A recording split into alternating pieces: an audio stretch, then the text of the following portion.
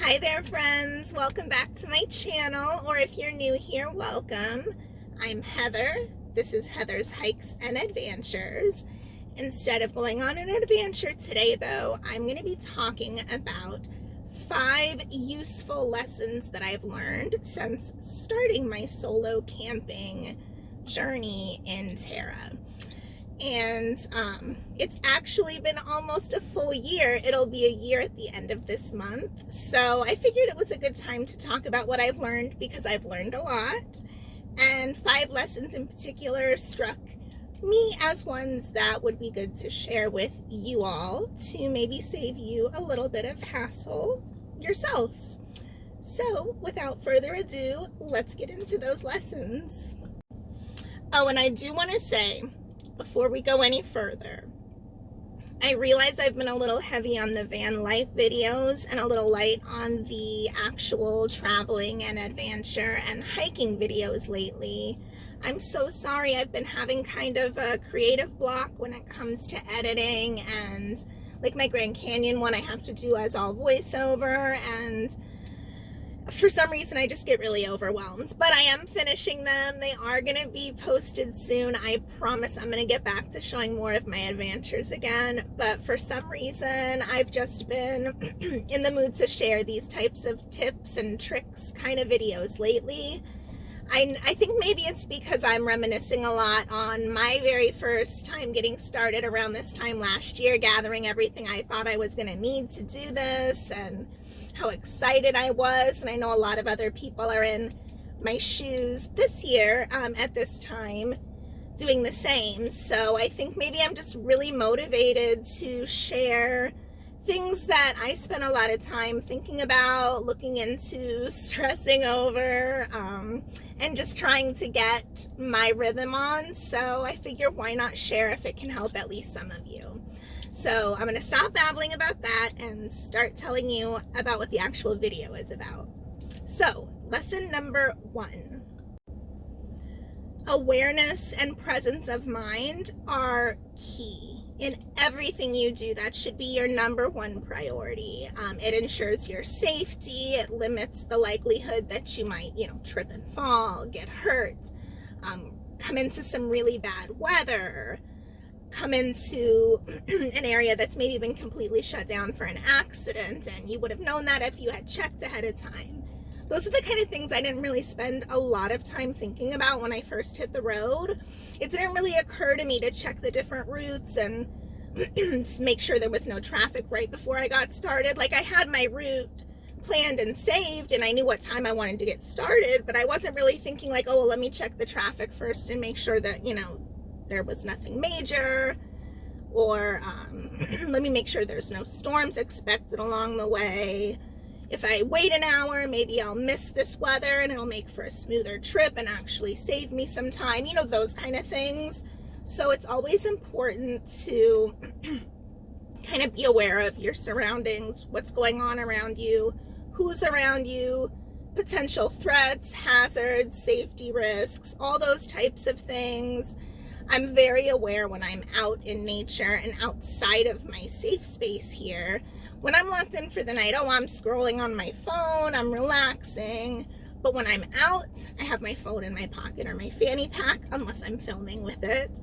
And I'm always looking around me and making sure that I know what's going on. A lot of that is because I hike in Florida, and if I don't, I may very well end up stepping on a snake or an alligator, and nobody wants that. So I kind of keep my head on a swivel hiking anyways. But so it was an easy transition for me to start being more aware every time I go somewhere too. And I've always been pretty good about that, but since I've started van life, it's really hit home on how important it is to constantly be in the moment and aware of everything around you. Always to have a backup plan if things don't work out. If the route you were planning is closed, you know how you're going to get there another way. To be quick on my feet thinking, those types of things. Just really, your mental game has to be on point. You've got to be sharp, and that's why it's important to stop when you're really tired too, because you can't make those important decisions and think well in a stressful environment or situation if you need to, if you're too exhausted. So just really having presence of mind, having that backup plan B, maybe even a plan C, being quick on your toes and adaptable. That's my number one most important thing that I've learned. Lesson number 2, organize, organize, organize. You know that saying, a place for everything and everything in its place?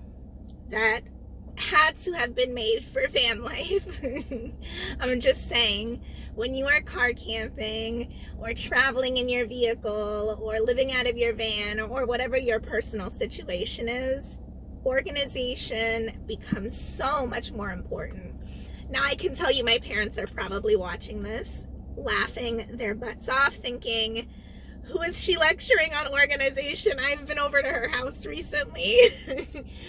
And I will say, I learned real quick that if I don't put something in its proper place, and then, first of all, it makes it so much easier for me to find. I don't have to think about it.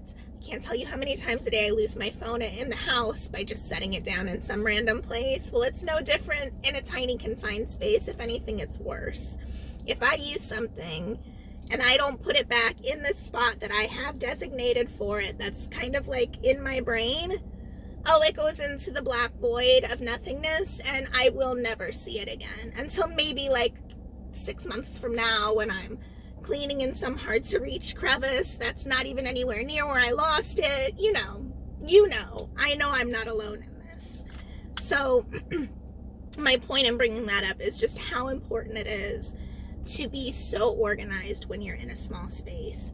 You need to figure out the best place to keep things to maximize space, minimize clutter, while still having easy access to the things you need, and being consistent with where you keep things. That gives you that muscle memory you need so that you don't have that moment of panic, like, oh my God, where are my keys? Or, oh my gosh, I need this before I can leave and I have no idea where it is. And nobody wants to be in a parking lot somewhere or in a beautiful setting and then having to empty out their entire vehicle to look for something and then completely reload it. I mean, so just if you do one thing, take a few extra seconds to stay organized when you are in your car or your van or your truck, and you will not regret it. You will not get stressed. It's so relaxing when everything is just where you need it to be when you need it. Okay, I think that puts us at lesson number 3 now, and that is to prioritize. I'm looking at my notes to make sure that I'm not missing anything on this one. To prioritize and to constantly be evaluating and reevaluating your most important needs, and if things are in the best place, if there are things that you're missing that you need, if there are things that you've had in here that you haven't touched for months, yet they're taking up valuable real estate. Those are the types of things that you're going to want to think about, and reassess whether you need to edit, take something out, add something, move something around. But doing that from time to time will make your life so much easier. I can't tell you the number of times that I've kind of switched things up a little bit after realizing that where I initially thought they would be ideal maybe wasn't. And it really, it just makes for such a much more enjoyable experience. So it's really important to do that, regularly. For example, you guys know how important coffee is to me. So when I realized that digging under my bed to get my coffee stuff out and having to move stuff every morning was such a hassle that it was making me frustrated and sweaty before I even got to relax with my morning cup, I changed that up real quick. Now it's in the very top drawer of my 3-drawer storage unit. I literally sit up from bed, open the drawer, pull it out, and I'm ready to go. A lot of times I set up the night before, but you get what I mean. It takes me 10 seconds to get set up and get started on making it. And it's literally completely changed my mood in the morning. and my whole morning routine and sets the tone for the day. So just something little like that can make a big difference in your daily van life. All right, that brings us to number 4. And according to my notes, that is, one thing I've learned is how quickly I have become gas and pee obsessed. That didn't really come out right. Let me explain. I never really stressed about my car. I'll be perfectly honest. I mean, I live where I am is 2 steps from one gas station or another, no matter where I am in my daily routine normally. So, you know, checking regularly my gas level was not something I would obsess about. I would notice, oh, okay, the light should be coming on soon. I guess I'll pull into a gas station. Since then, I've learned that's not the best way to maximize your mileage or your gas efficiency, so I don't do that anymore anyways.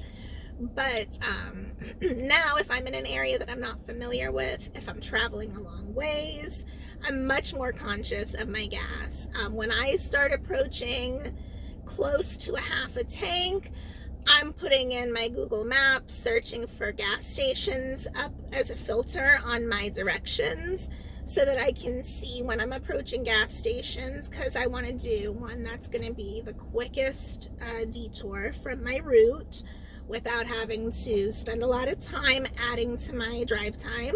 And I also want to get a good price, especially now. So if I notice a cluster of gas stations coming up, but I see the price is way higher than I think it should be in that area, well, I have over half a tank, so I don't have to stop right then and there. It's not an emergency yet. So I'll keep going.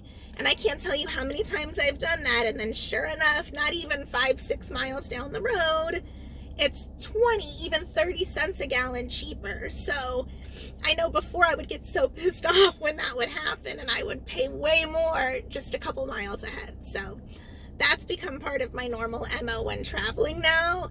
When I know I'm going to need gas at some point in the near future, I just add that filter right to my GPS and wait until it looks like a good deal, and then I'll stop at a convenient spot. Similarly, I have developed an affinity for stopping at rest stops to pee if I need to go while I'm traveling, because I want to get from point A to point B ASAP, since my time is so limited right now with how long I can be on the road in a stretch, and I want to see as much as I can in that time and make the most out of the time I have. So I don't want to be going way out of my way for things. So I know a lot of people like to take scenic routes, and if I'm going to be in town and want to avoid local traffic and I know where I am, I definitely will do that, and I will hit avoid highway. But if I'm trying to go a long distance and I'm going to be driving for hours, I'm staying on the highway, and I am not getting off if I don't have to. I want to stop at a rest stop to pee because I know it's going to be safe. They're pretty regularly cleaned for the most part, at least in my experience. Well lit, I can pull right up to the front, get in, get out. Less than 5 minutes later, I'm back on the highway. So those are 2 things I've become really conscious of, and that's another filter I use on my Google Maps. I'll put in rest stops when I think I'm going to need to stop in the near future, and then that way I can see if there's one that's going to be coming up and plan accordingly. If not, I'll try to hit like a Love's or something right off the highway. So that's my number 4. And that brings me to number 5. I kind of touched on it a little bit in number 4 with mentioning the filters that I use on Google Maps, but that is that apps, maps, and guides are your best friend on the road, and do not be afraid to use them. Furthermore, do not forget to utilize the option when available to download offline content on those apps. For instance, every time I visit a national park, I download the Gypsy guide for that park. I've used it for Yellowstone, Tetons, Smokies, Grand Canyon.